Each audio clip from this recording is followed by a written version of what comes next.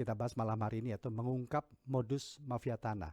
Sebenarnya bagaimana sih Bu modus operandi umum mafia tanah dalam menguasai tanah ilegal? Menurut pendapat saya, Pak, keberadaan mafia tanah tuh seringkali dikeluhkan oleh masyarakat dan sangat merugikan masyarakat. Nah, makanya di sini mafia tanah itu sudah merajalela karena bagaimana mafia tanah itu bisa menguasai tanah tersebut secara ilegal. Yang Mhm. pertama adalah masalah sertifikat SHGB-nya jangka waktunya sudah habis misalkan. Dan pemilik tanah itu tidak memperpanjang sertifikatnya. Kemudian mafia tanah itu bisa memalsukan sertifikat tersebut untuk dimohonkan kembali haknya kepada Oh, BPN. ya. Baik, Bu Mary mungkin bisa diulang. Jadi dokumen tanah apa saja yang sering dipalsukan oleh mafia tanah ini?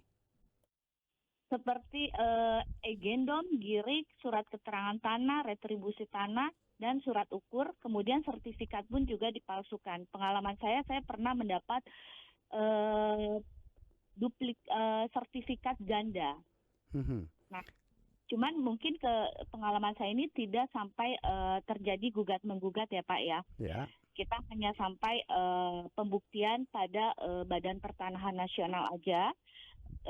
Dan di situ kita melihat BPN-nya hanya melihat asalnya, historinya, terus kemudian eh, terbitnya sertifikat. Ternyata yang saya punya itu terbitnya sertifikat itu lebih muda, Lebih lebih muda. tua, Loh, lebih lebih tua. dulu ya Ya, berarti lebih ya. awal, lebih dulu, tahun Mhm. 71. Yang Oke. duplikatnya itu 79. Nah, ini kan menjadi sebuah pertanyaan ya, Pak ya. Kenapa timbul sertifikat ganda yang tahun 79 tersebut, sedangkan sudah ada tahun 71? Mhm. Berarti kan ada oknum orang dalam, oknum orang BPN yang memalsukan sertifikat tersebut. Oke. Baik, dalam kondisi yang bagaimana dokumen-dokumen itu bisa dipalsukan, Bu?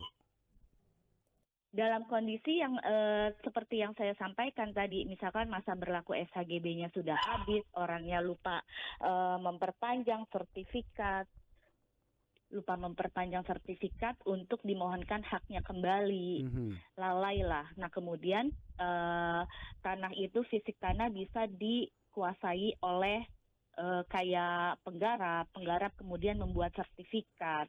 Itulah timbulnya mafia tanah. Oke, misal saya punya tanah Bu ya, kemudian terlambat untuk mengurus dokumen-dokumen atau SHGB tadi. Kemudian bisa nggak saya sebagai pemilik tanah melakukan pengecekan? Jangan-jangan ada duplikasi dokumen yang sama, yang seperti yang saya miliki. Justru kalau misalkan pemilik yang pemilik mengeceknya belakangan, itu bisa saja dilakukan di BPN. Tapi kan nanti timbul sertifikat itu sudah dimohonkan hak barunya, sudah dialihkan. Nah, inilah timbulnya pemalsuan surat-surat tersebut, pemalsuan tanda tangan, pemalsuan KTP. Ini kan Oke, semua dilakukan oleh oknum, Pak. ya. Bisa jadi kan ada karena kan di sini kan kita kan pasti ada pernyataan tidak lagi, penguasaan fisik tanah lagi, riwayat tanah lagi, itu kan yang menjadi dasarnya untuk memperpanjang SHGB tersebut kan. Nah ini kan juga jadi pertanyaan juga, apakah di pihak situ katakanlah lurahnya bermain atau camatnya bermain, itu kan oknum juga. Oke, oke. Ketika seseorang melakukan pengecekan, ternyata sertifikat yang saya miliki sudah istilahnya dimohonkan oleh pihak lain. Artinya sudah seolah-olah dimiliki oleh pihak lain. Bisa tidak pemilik surat tanah tadi melakukan pengujian keasliannya? Bisa, Mhm. Di tingkat bisa mana nih, Bu Mary? sampai tingkat pengadilan. Pemilik langsung menggugat oknum, siapa yang bermain di situ. Tergugatnya BPN kah, lurah kah, camat kah, atau yang penggarapnya itu. Oke, baik. Tetapi ketika melakukan pengecekan ada permohonan pihak lain atas untuk menguasai aset tanah saya, artinya yang daftar adalah yang baru tadi, bukan yang milik saya. Begitu. Yang terdaftar, Pak. Yang terdaftar karena saya tadi telat untuk mengurus perpanjangannya, mengurus SHGB-nya, otomatis ada pihak yang mengisi ruang itu untuk mengajukan permohonan. Begitu Bu Mary. Betul, Betul. Oke, jadi pengujiannya itu bisa dilakukan di pengadilan melalui perdata berarti ya? Iya. Ya. Kita terima dulu pendengar Bu Mary ya. Ada Pak Udin di Boyolali. Selamat malam Pak Udin. Selamat malam, Iya. Assalamualaikum Wah, warahmatullahi wabarakatuh. Waalaikumsalam. Ada Ibu Mary Kusnadi, seorang notaris yang menjadi narasumber kami malam hari ini. Apa yang mau disampaikan Pak Udin? Ini Bu, Iya, eh, Pak. Pak. bagaimana cara membedakan eh, sertifikat tanah yang asli dengan yang palsu? Itu apakah dua-duanya yang asli dan palsu itu diterbitkan oleh BPN? Terima kasih. Assalamualaikum warahmatullahi wabarakatuh.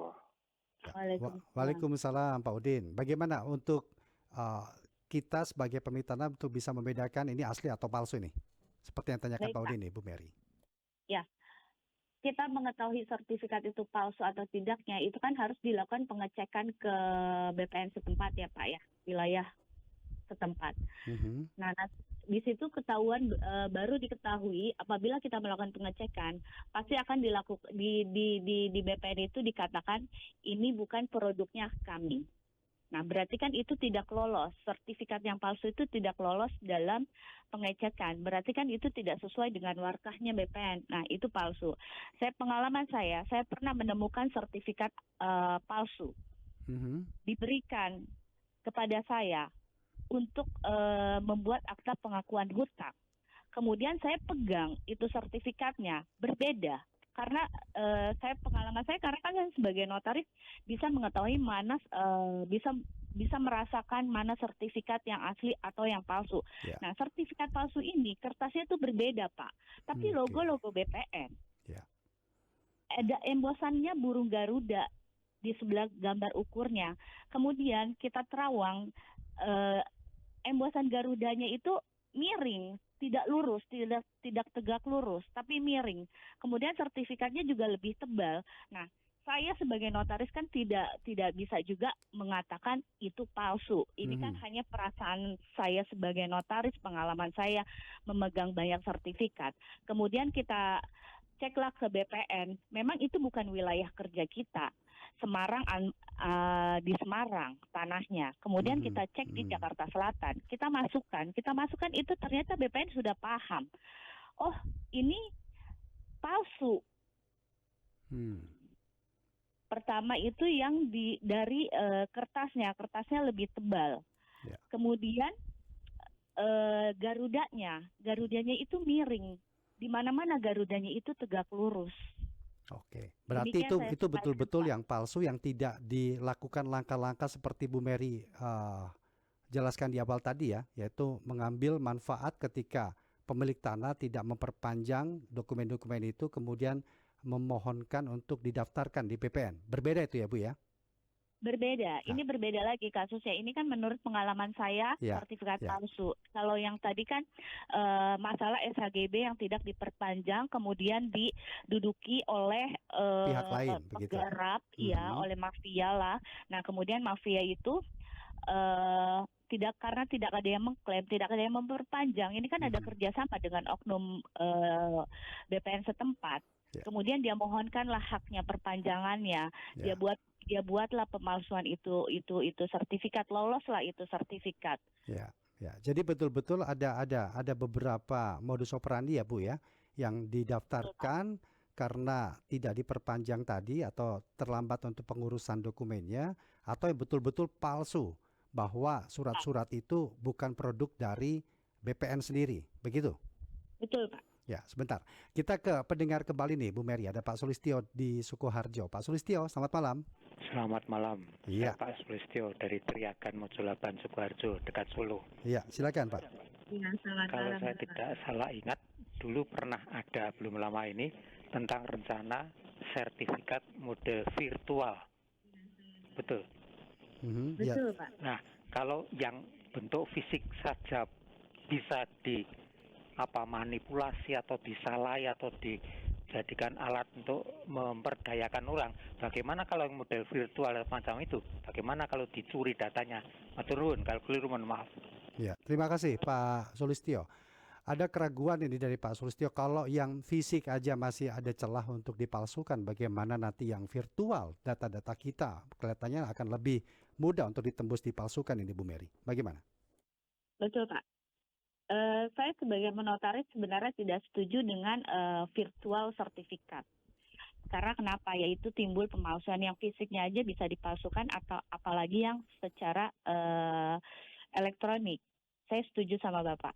Nah, saya pernah pertanyakan dengan BPN, gimana kalau misalkan secara elektronik itu dipalsukan, sedangkan fisik aja sudah ada pemalsuan, apalagi yang elektronik. Kalau misalkan data kita hilang, itu bagaimana? Itu kan timbul pemalsuan. Nah, kemudian apakah sekarang kan kita sistemnya semua online nih, Pak? Kayak yang lain-lainnya semua secara online. Kemudian kalau itu satu lembar, oke lah, BPN akan memprint. Ternyata kan info dari yang saya terima, saya komunikasi dengan orang BPN tersebut, BPN menyampaikan ini akan kami print, Bu. Kertas lembar, nanti ada permohonan pertama, terus kemudian permohonan kedua berdasarkan akta jual beli nomor tanggal dibuat di hadapan PPAT. Seperti itu. Oke, kalau kamu bilang memprint, print itu kertasnya seperti apa? Apakah kertasnya seperti hanya fisiknya itu kertas biasa seperti HVS? Itu kan gampang, mudah banget, kalau hilang bisa di-print lagi. Nah, dia menyampaikan ini kemungkinan loh ya Bu, kemungkinan akan di-print berdasar sesuai dengan kertas yang BPN miliki. Ternyata satu lembar itu akan di-print oleh BPN. Infonya seperti itu, tapi sampai saat ini saya belum pernah mendapatkan untuk sertifikat secara elektronik Virtual maupun tadi, yang satu lembar itu yang di-print oleh BPN. Ada Pak Agung di Jakarta. Selamat malam Pak Agung. Selamat malam Mas Rudi dan Bu Mary. Mira ya. Mary. Iya, assalamualaikum. Bu Mary, ya. Assalamualaikum warahmatullahi wabarakatuh. Iya, malam Pak. Assalamualaikum. Kita kan tahu permasalahan tanah di negara kita kurang lebih ada 3 hal. Yang pertama tentang sertifikasi tanah yang belum selesai, banyak yang belum selesai. Yang kedua tentang permasalahan mafia tanah atau mafia tanah. Dan yang ketiga itu tentang reformasi agraria, di mana 3 masalah ini selalu dari dulu sampai sekarang belum selesai. Dan tentang mafia tanah, ini kita kalau sertifikasi juga itu akan menimbulkan permasalahan juga ya. Misalnya nanti sertifikasinya jadi digital atau virtual. Seperti tadi dibilang, kalau yang ada bukti tertulis saja mudah dipalsu atau aspalnya tuh beredar, apalagi yang digital, datanya bisa diacak-acak, bisa diedit atau bisa dibajak atau dipalsu. Dan ini tidak menjamin yang punya tanah itu akan terus punya tanah, misalkan seperti itu. Lalu yang permasalahan berikutnya adalah pertanyaan saya yang penting, apakah ini masyarakat akan menerima atau tidak ya kalau bisa jadi digital ini yang asli ini nanti misalnya ditiadakan atau diganti, bagaimana? Terima kasih, Assalamualaikum warahmatullahi wabarakatuh. Terima kasih Pak Agung. Kira-kira gimana dengan masyarakat? Apakah bisa menerima jika terjadi peralihan dari fisik menjadi virtual atau digital ini, Bu Mary?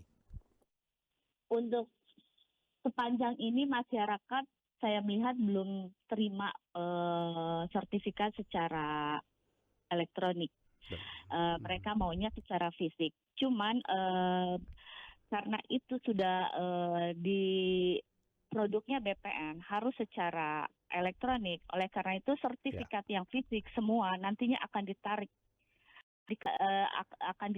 kemudian dibuatnya secara elektronik, Pak. Ya, semuanya pasti akan secara elektronik. Cuman kan seharusnya pemerintah itu harus dapat menjamin bahwa kalau sertifikat elektronik akan dijaga nggak konfidensialnya kita, masyarakat, datanya masyarakat. Seharusnya pemerintah itu memperbaiki dulu sistem elektroniknya untuk menjaga agar tidak data-data masyarakat itu tercecer kemana-mana, bisa dibuka kemana-mana. Ya, baik. Bu tadi menyinggung PPAT atau pejabat pembuat akta tanah. Sebenarnya dalam hal ini sejauh mana ini peran PPAT mampu mencegah praktik mafia tanah, Bu? peran PPAT untuk mencegah mafia tanah, sebaiknya jangan beli tanah yang bersengketa, jangan beli tanah yang girik atau AJB. Belilah tanah yang bersertifikat. Sertifikat aja masih bisa sengketa, apalagi yang girik atau yang AJB atau agendom.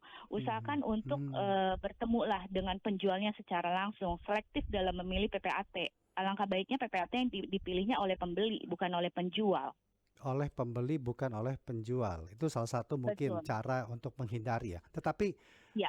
instrumen hukum yang ada di kita sejauh mana sih atau apa yang betul-betul konkret mengatur peralihan hak atas tanah yang betul-betul melindungi masyarakat dari hal-hal kecurangan seperti ini, Bu Mary?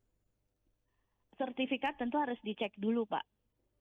Sertifikat harus dicek. Kemudian kalau misalkan tidak sesuai dengan buku tanahnya BPN, itu kita jangan lanjutkan transaksi jual belinya. Makanya oleh karena itu saya sampaikan, selektiflah dalam memilih PPAT. Oke, baik. Kita kembali ke pendengar, ada Pak Rizal di Lampung. Selamat malam Pak Rizal.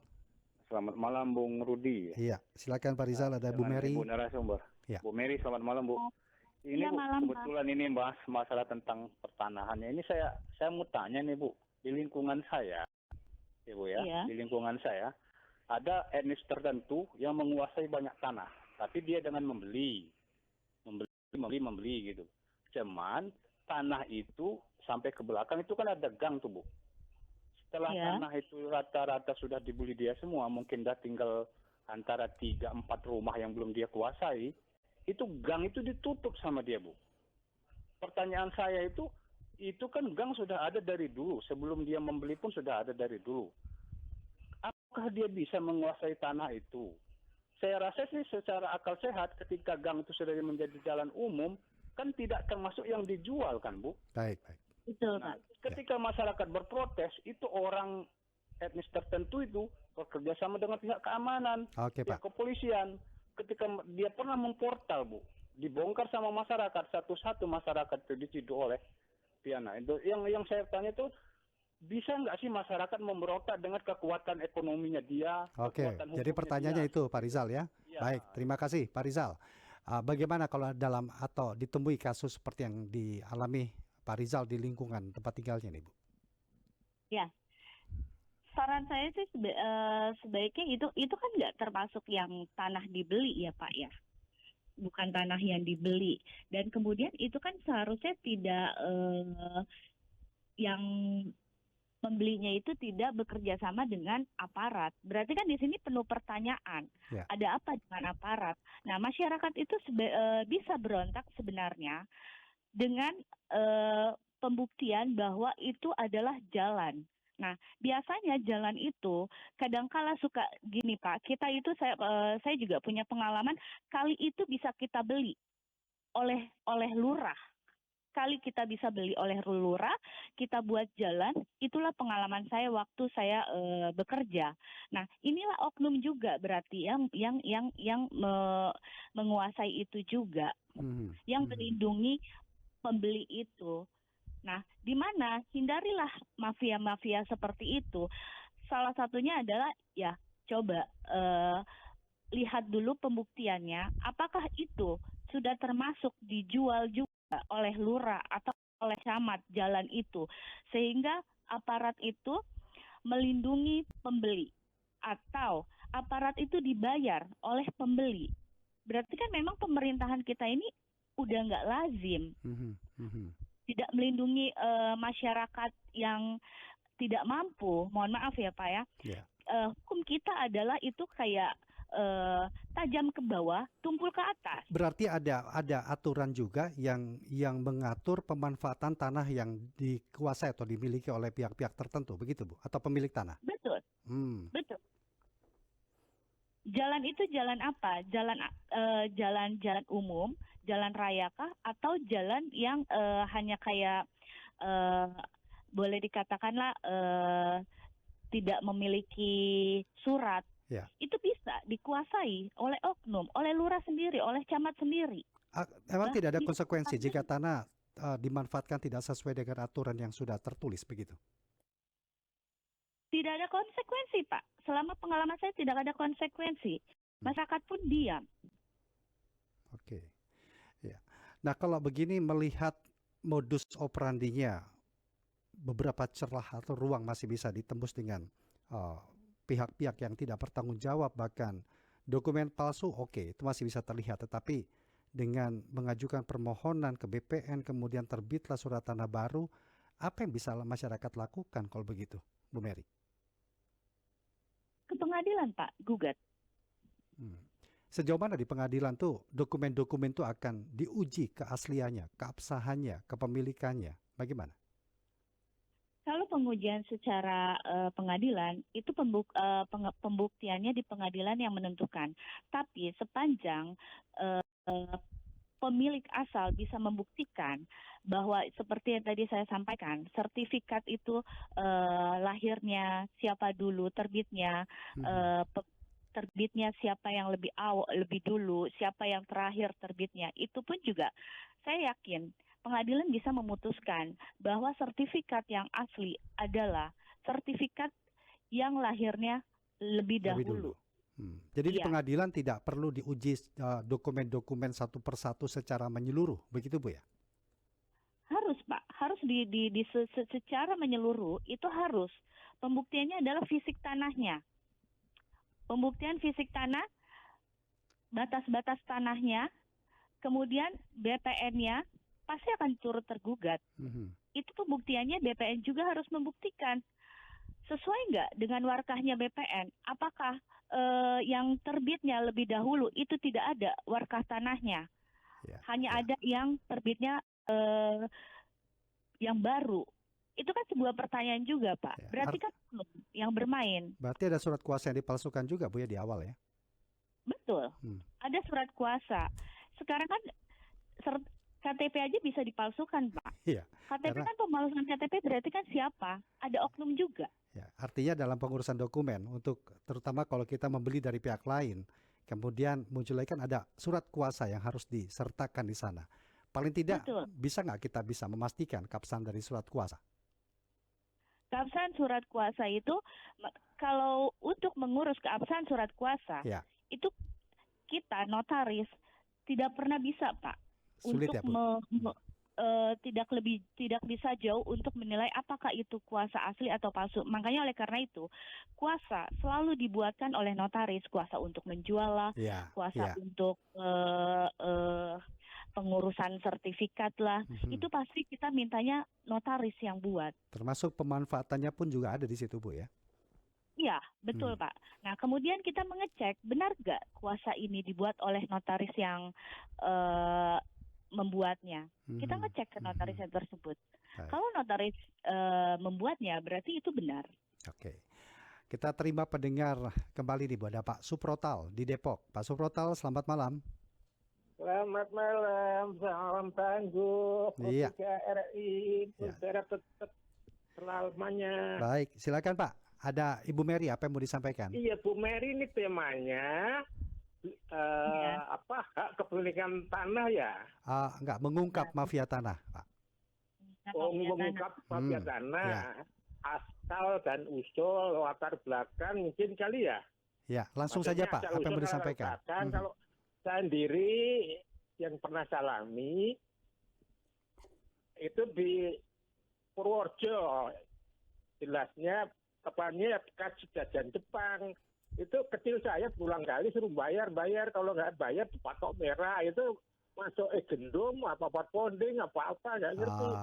Terus terakhir sampai 2 kali saya udah hijrah ke Jakarta, suruh bayar lagi, nggak bayar dipatok merah lagi. Baik. Dan kebetulan saya memang udah di Jakarta, posisi sekarang ada di Depo, ada Polna BUMN, kantornya bersebelahan dengan RI juga. Alhamdulillah. Oke. Ini ya bisa bergabung, bersolidaritas, berinteraksi sama ya pendengar RI di Nusantara juga mengenai bidang tanah kan pelik sekali. Ya, baik Pak Suprotal ya. Nanti langsung dijawab ini untuk Bu Mary. Terima kasih Pak Suprotal.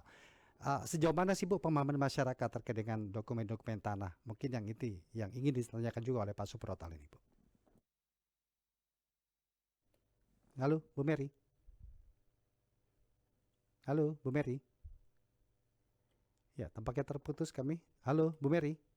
Iya, Pak. Iya, ya, Halo. ya. Sejauh mana masyarakat itu memahami betul aturan-aturan ataupun isi dokumen-dokumen itu manfaat atau fungsinya sendiri? Mungkin itu yang ditanyakan juga oleh Pak Suprotal di Depok ini, Bu.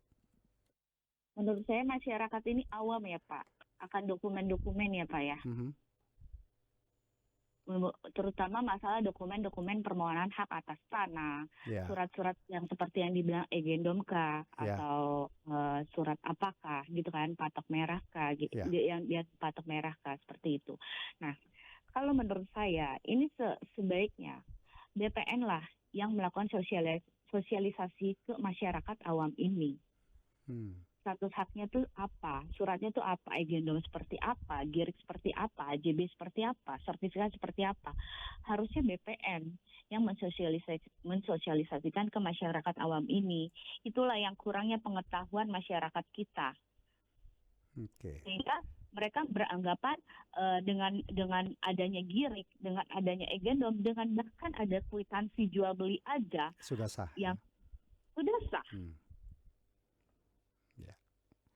Baik, artinya betul-betul pemahaman masyarakat, sosialisasi penting, kemudian penguatan hukumnya ini juga menjadi hal yang utama untuk betul-betul bisa menutup ruang dari mafia tanah itu sendiri. Bu Mary, terima kasih banyak sudah berbincang bersama dengan Pro 3 RRI di malam hari ini, Bu. Sehat selalu, Ibu. Selamat malam. Iya, Pak. Ya. Selamat malam, Pak. Demikian tadi notaris di Jakarta, Ibu Mary Kusnadi, dan juga beberapa pendengar yang sudah menyampaikan pertanyaan terkait dengan tema yang kami bincangkan di malam hari ini, mengungkap mafia tanah.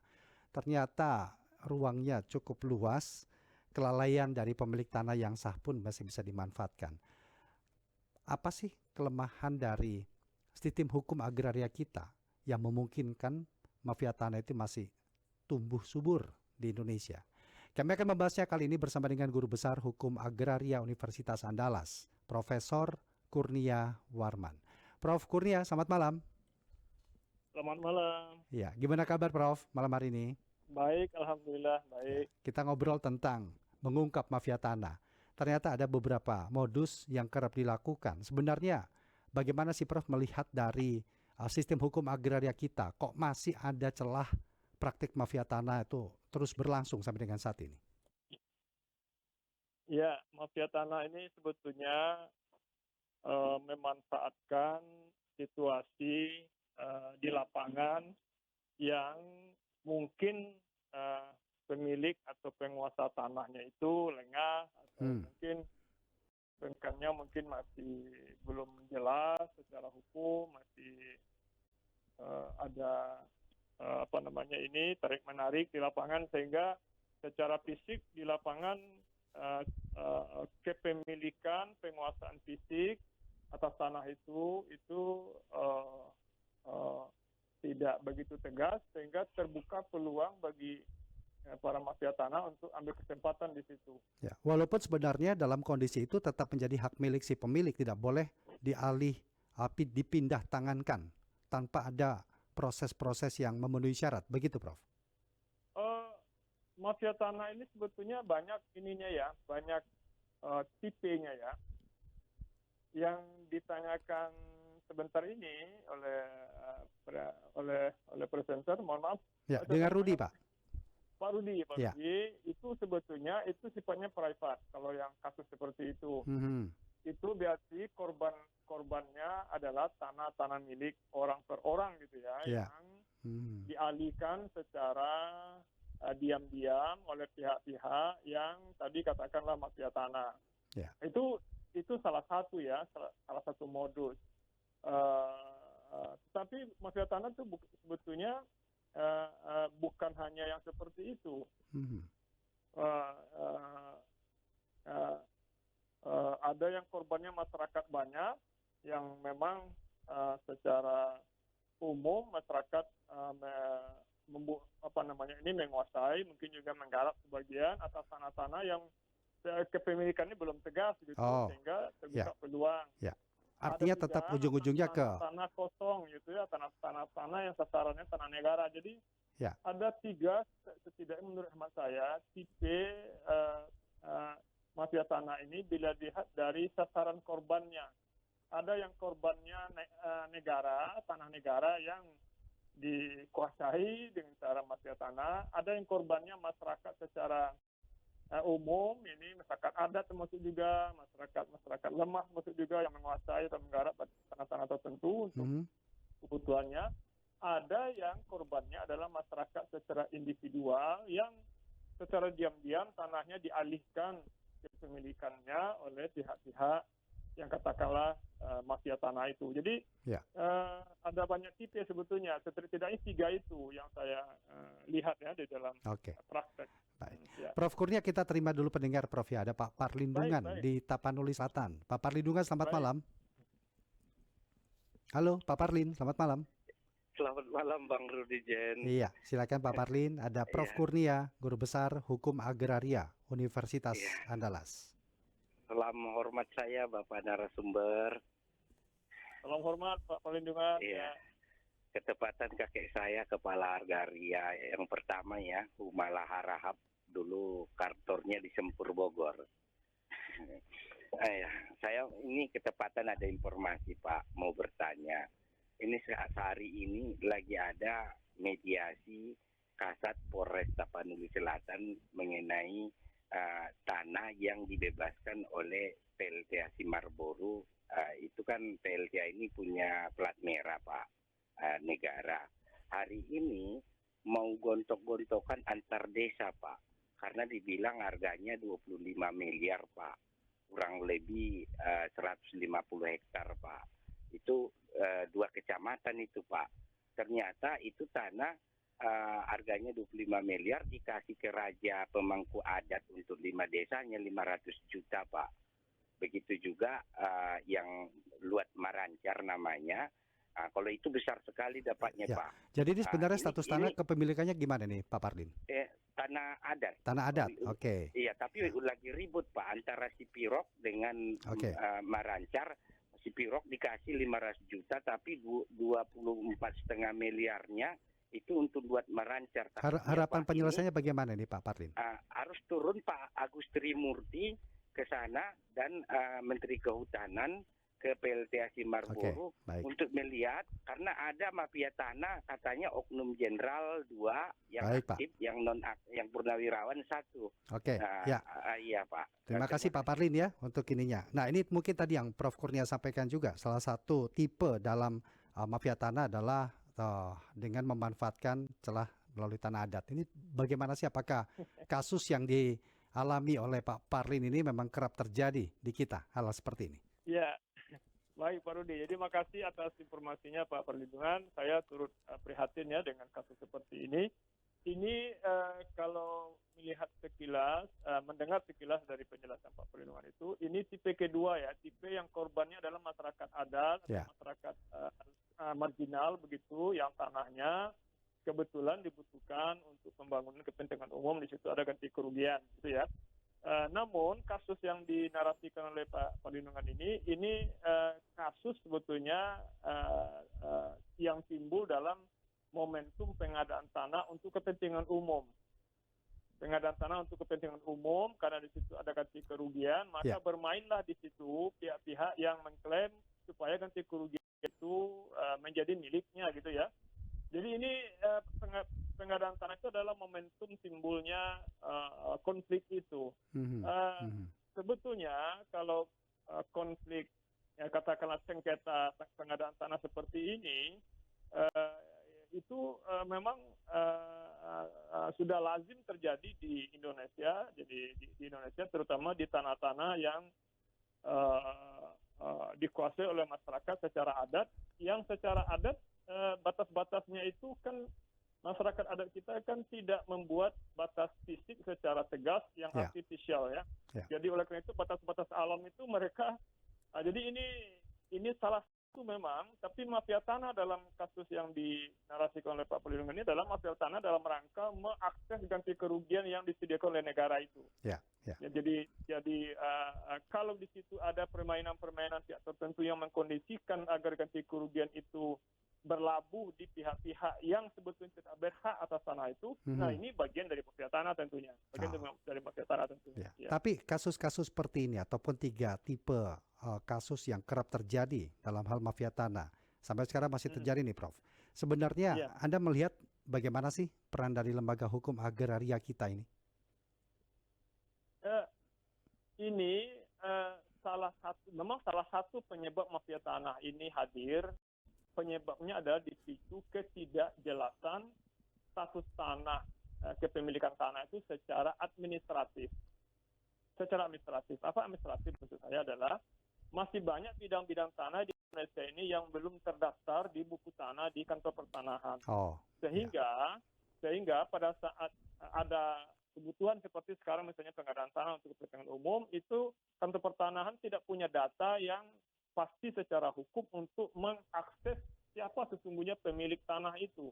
Kalau tanah itu sudah terdaftar di kantor pertanahan di buku tanah, sudah barang tentu dengan mudah pihak kantor pertanahan, pemerintah gitu ya, menghubungi pemiliknya karena sudah terdaftar di kantor pertanahan. Ini salah satu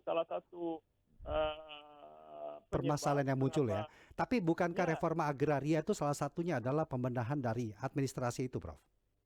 Salah satu dari tujuan reforma agraria adalah untuk mendorong itu, menuntaskan akses masyarakat terhadap tanah yang dilindungi dengan asetnya secara pasti. Jadi dapat dikategorikan sebagai legalisasi aset gitu ya. Jadi aset-aset masyarakat yang selama ini belum tercantum di buku tanah secara administratif terdata secara terverifikasi begitu ya.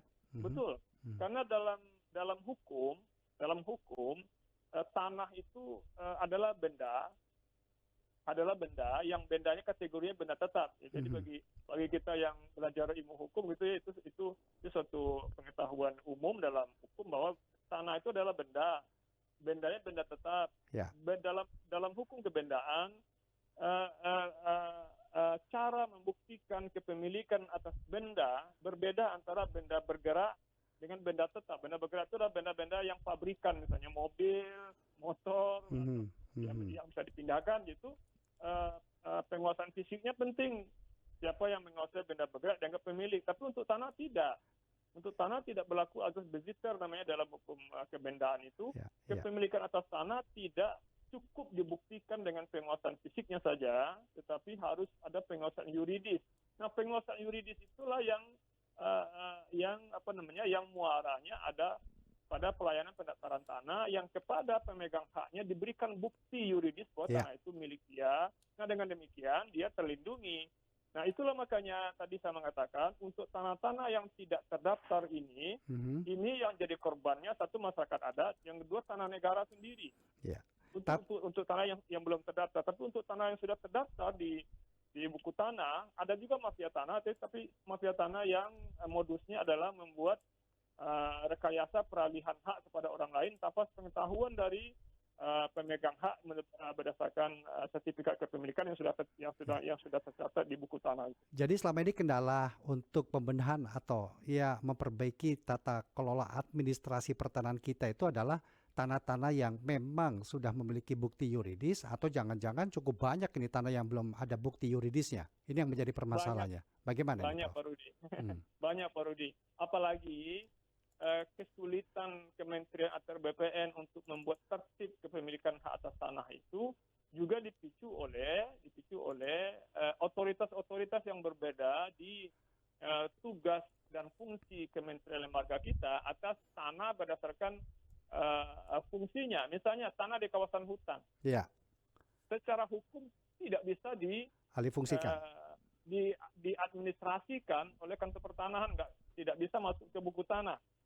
Padahal secara adat, secara faktual, secara de facto, tanah-tanah itu tanah wilayah, tanah milik masyarakat secara adat yang tidak pernah dibebaskan oleh negara dari tanah adat itu.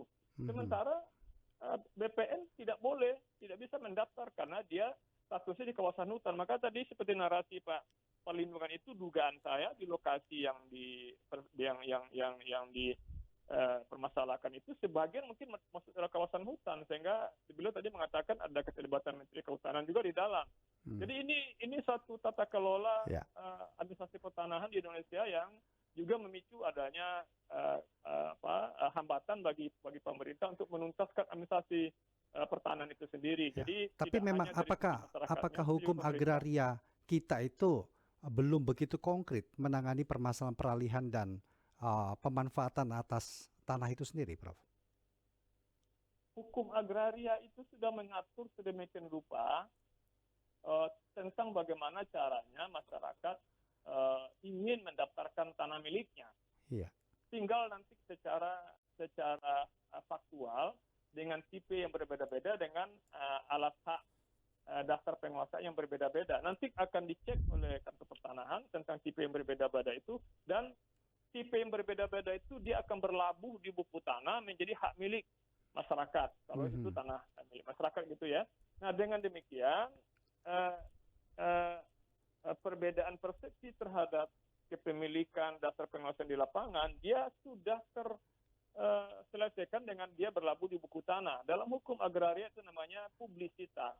Publisitas itu maksudnya orang memiliki tanah, di bidang tanah itu dasar kepastian kepemilikannya itu harus diketahui oleh publik. Ya. Oleh publik, tidak bisa dia saja secara individu mengatakan ini tanah miliknya, sementara publik tidak mengakui, sempadan tidak mengakui. Jadi orang masyarakat, publisitas itu dituntaskan oleh pemerintah melalui pelayanan pendaftaran tanah. Itulah buku tanah. Itulah buku tanah yang menerbitkan sertifikat, sehingga sertifikat itu menyebutkan adresat siapa, by name, by address gitu ya. Siapa pemiliknya, pemilik sahnya secara hukum begitu ya, Prof ya? Ya, itulah yang publisitas namanya. Nah, publisitas itulah yang ingin didorong oleh hukum agraria dengan semua penguasaan tanah di lapangan, dia akan berlabuh di publisitas, dan itulah cita-citanya. Kalau itu sudah tuntas, saya meyakini bahwa modus-modus mafia tanah ini tidak seleluasa sekarang gitu. Oke. Karena Tapi memang begini, mafia tanah ini pasti melibatkan banyak orang gitu. Orang yang saya maksud itu adalah oknum. Kalau orang itu kebetulan dia sedang bertugas jadi polisi, jadi jaksa, jadi pejabat dan sebagainya. Jadi dia orang, bukan kelembagaannya. Tapi orang ini mungkin dia memanfaatkan posisinya untuk ambil keuntungan di situ, sehingga dengan posisinya orang tahu dia sebagai aparat, sebagai pejabat, dia bisa punya power untuk menakut-nakuti masyarakat, sehingga masyarakat itu merasa diteror, akhirnya bisa dikompasin, minta iuran, minta pajak, minta apa-apa yang itu salah satu tipenya. Jadi tidak ada mafia tanah itu yang tanpa keterlibatan aparat. Ya, tapi Prof, apakah cukup dengan mempersempit ruang gerak mafia tanah dengan aturan-aturan? Atau bagaimana dengan mekanisme hukum yang kita miliki terkait dengan pencegahan praktik mafia tanah dan juga penegakan hukum agraria itu sendiri, Prof? Ya, dengan aturan hukum agraria existing hari ini saja, sebetulnya mafia tanah itu bisa diatasi. Bisa diatasi, kenapa? Karena substansinya itu sudah ada. Tapi dia tidak akan pernah berfungsi sebagaimana mestinya kalau belum didukung oleh political will, kesungguhan dari pemerintah atau aparat yang berwenang menegakkan hukum itu. Itu tadi saya mengatakan bahwa karena mafia tanah ini pekerjaannya kolektif, pekerjaan yang kolektif, tidak mungkin satu orang bisa jadi mafia itu. Banyak orang yang jadi mafia itu dia main peran masing-masing. Ada yang akses ke buku tanah, ada yang akses ke aparat, ada yang akses ke pejabat, ada yang akses ke pokok adat, ada yang akses. Jadi semuanya itu dimainkannya. Nanti yang korbannya, tadi saya katakan korbannya satu adalah masyarakat hukum adat yang lemah, masyarakat marginal. Kedua, korbannya tanah negara. Tanah negara kalau begitu korbannya adalah Kementerian Atr BPN sendiri, jadi negara akan kehilangan aset yang begitu berharga. Nah, yang secara perorangan tadi, yang korban perorangan yang tadi saya katakan, yang tanahnya itu dialihkan secara diam-diam oleh mafia tanah sehingga korbannya dia kehilangan hak. Jadi kasus Nirina Zubir itu misalnya itu korban perseorangan itu individual yang tadi ya. Oke. Terakhir ini Prof. Mungkin bisa menutup perbincangan kita juga terakhir. Harapan atau mungkin harapan Anda rekomendasi dari Anda nih Prof untuk memperbaiki sistem hukum agraria kita untuk mengatasi masalah-masalah mafia tanah yang hingga saat ini masih ada di Indonesia. Ya, saya berharap dan mendorong begitu, dan insya Allah ikut dalam semangat itu aparat pemerintah kita, kepolisian, kejaksaan, gitu ya, proses pengadilan itu bersama-sama memberikan support kepada Kementerian ATR BPN yang sedang berjuang melawan mafia tanah ini. Okay. Tanpa dukungan dari pihak kepolisian, tanpa dukungan dari pihak kejaksaan, tanpa dukungan dari pejabat juga, pejabat daerah dan pusat, saya tidak yakin Kementerian ATR BPN itu bisa menangani mafia tanah ini sendirian. Baik. Ya. Baik. Prof Kurnia, terima kasih banyak Prof sudah meluangkan waktu malam hari ini berbincang bersama dengan Pro 3 RRI. Mudah-mudahan ini menambah literasi kita terkait dengan agraria dan tentu semangat kita semua untuk melawan keberadaan dari mafia tanah. Terima kasih Prof. Ya. Sehat selalu Prof. Selamat malam. Amin, amin. Selamat malam. Ya. Demikian tadi kami telah tuntaskan to the point dengan 2 narasumber dan baru saja kami hadirkan perbincangannya bersama dengan Guru Besar Hukum Agraria Universitas Andalas, Profesor Kurnia Warman, sebelumnya bersama dengan notaris di Jakarta, Ibu Mary Kusnadi. Terima kasih untuk Anda pendengar yang sudah berpartisipasi dalam To The Point. Mudah-mudahan apa yang disampaikan narasumber dapat mewakili apa yang ingin Anda ketahui dari pertanyaan ataupun perbincangan kita di malam hari ini. Indonesia Menyapa Malam masih akan berlanjut dengan informasi ataupun tema perbincangan lainnya.